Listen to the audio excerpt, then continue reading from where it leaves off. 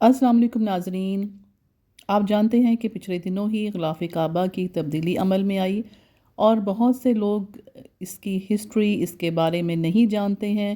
تو آج کی جو ویڈیو ہے وہ خاص طور پہ میں نے ان لوگوں کے لیے بنائی ہے جو کہ اس بات کا تجسس رکھتے ہیں کہ خانہ کعبہ کو غلاف سب سے پہلے کس نے چڑھایا اور اس کی کیا ہسٹری ہے۔ آج ہم اس کے بارے میں جانتے ہیں۔ یہ بہت ہی یوزفل ویڈیو ہے، آپ کے علم میں بہت اضافہ ہوگا، آپ نے ویڈیو کو پورا دیکھنا ہے۔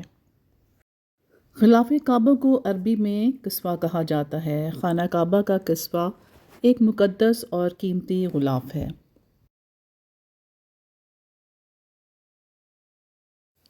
روایات کے مطابق یمن کے بادشاہ طبع الحمیری وہ پہلی شخصیت تھے جنہوں نے خانہ کعبہ پر سب سے پہلے غلاف چڑھایا۔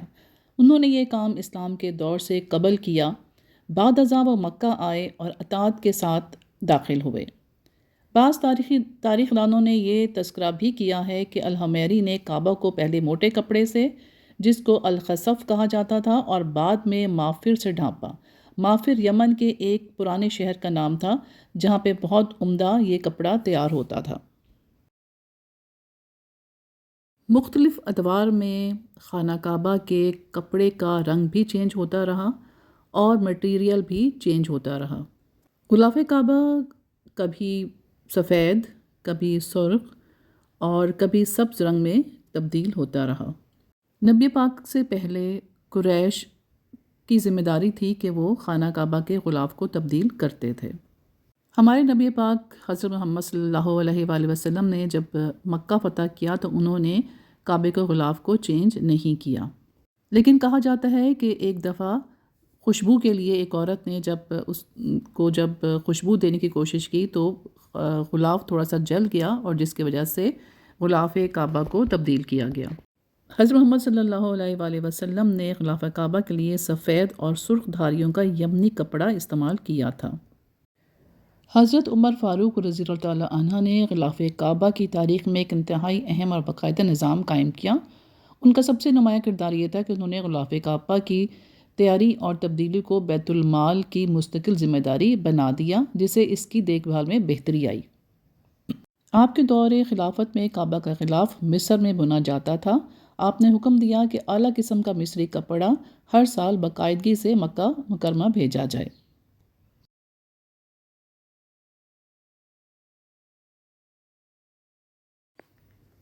عباسی خلیفہ ناصر الدین نے پہلی بار غلاف کعبہ کے لیے سیاہ رنگ کا انتخاب کیا، جو آج تک روایت بن چکا ہے۔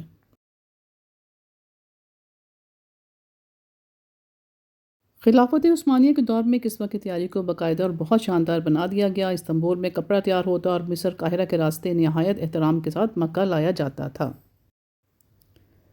سعودی عرب کے بادشاہ شاہ عبدالعزیز نے 1927 یعنی کہ 1927 میں مکہ مکرمہ میں کسوہ کی تیاری کے لیے ایک خصوصی کارخانہ قائم کیا جو اجیاد میں واقع تھا۔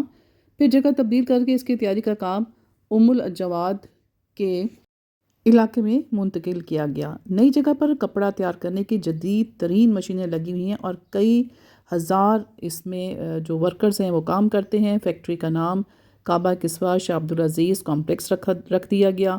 ہر کسوہ کے لیے 670 کلوگرام قدرتی ریشم کی ضرورت ہوتی ہے۔ یہ مشین آیات کی چھپائی کے لیے سادہ ریشمی کپڑا اور چاندی کا دھاگا بنانے سمیت سونے کے تاروں سے کڑھائی بھی کرتی ہے۔ 120 کلوگرام سے زیادہ سونا اور 100 کلوگرام سے زیادہ چاندی استعمال ہوتی ہے۔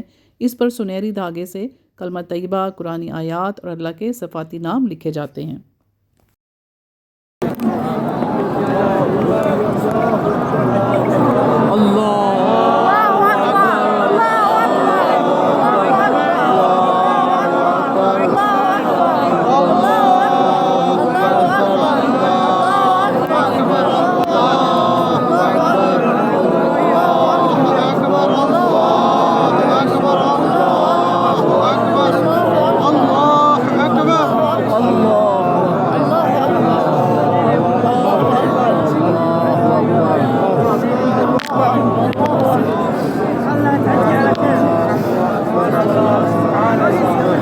تو ناظرین، یہ ہیں بہت ہی روح پرور، دل کو چھو لینے والے، ایمان کو تازہ کر دینے والے خانہ کعبہ کے غلاف کی تبدیلی کے مناظر، قصوہ کی تبدیلی کے مناظر۔ مجھے امید ہے کہ آپ کو میری یہ ویڈیو پسند آئی ہوگی۔ آپ یہ مناظر دیکھیے، اللہ کی قدرت ہے۔ اور آپ کو یہ بھی بتاتی چلوں کہ پہلے یہ 9 ذی الحج کو ہوتا تھا، لیکن اب 2-3 سال سے یہ 1 محرم کو اس کی تبدیلی ہوتی ہے۔ اللہ سے دعا ہے کہ اللہ ہمیں بار بار حج اور عمرے پر لے کے جائے، آمین۔ اس کے بارے میں جو میں نے آپ کو بتانا تھا وہ یہی ہے کہ اس میں کم از کم 200 سے لے کے 250 ماہر کاریگر شریک ہوتے ہیں، اور کسوہ کو 11 مہینے میں تیار کیا جاتا ہے، اور یہ تیاری میں بہت احترام، پیار اور تقدس شامل ہوتا ہے۔ کسوہ کے تبدیلی کے مناظر دل کو چھو لیتے ہیں۔ یہ پروقار تقریب اللہ سب کو دیکھنا نصیب کرے، آمین۔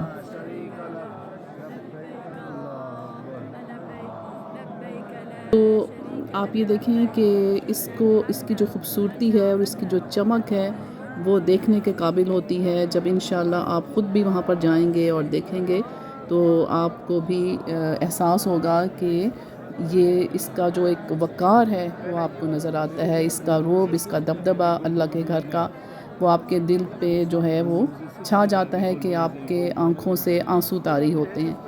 تو بہرحال یہ تھوڑی سی انفارمیشن جو میں نے آپ کو غلاف کعبہ کے بارے میں بتائی ہے، اس کو آپ ضرور سنیے گا، ویڈیو کو پورا دیکھیے گا، لائک کیجیے گا، سبسکرائب بھی کیجیے میرے چینل کو، اور بھی میں دوسری نئی ویڈیوز اور اسلامی ویڈیوز اور دوسری ویڈیوز میں اپنے چینل پہ اپلوڈ کرتی رہتی ہوں، آپ وہ بھی ضرور دیکھیے گا، اور مجھے بھی دعاؤں میں یاد رکھیے گا۔ اس جگہ پر اللہ میاں سب کو لے کے جائے، سب کو حج کروائے، سب کو عمرے کروائے۔ تو چلیے آپ ویڈیو دیکھیے اور اس کو بار بار دیکھیے، اس کو دیکھنا بھی ثواب ہے۔ تو ناظرین، اب میں اجازت چاہتی ہوں۔ میں امید کرتی ہوں کہ آپ نے میرا چینل سبسکرائب کر لیا ہوگا، کمنٹ ضرور کریں، لائک ضرور کریں، اور میری جو چینل ہے اس کو آپ اپنے فیملی اور فرینڈز کو ضرور فارورڈ کریں۔ اللہ حافظ۔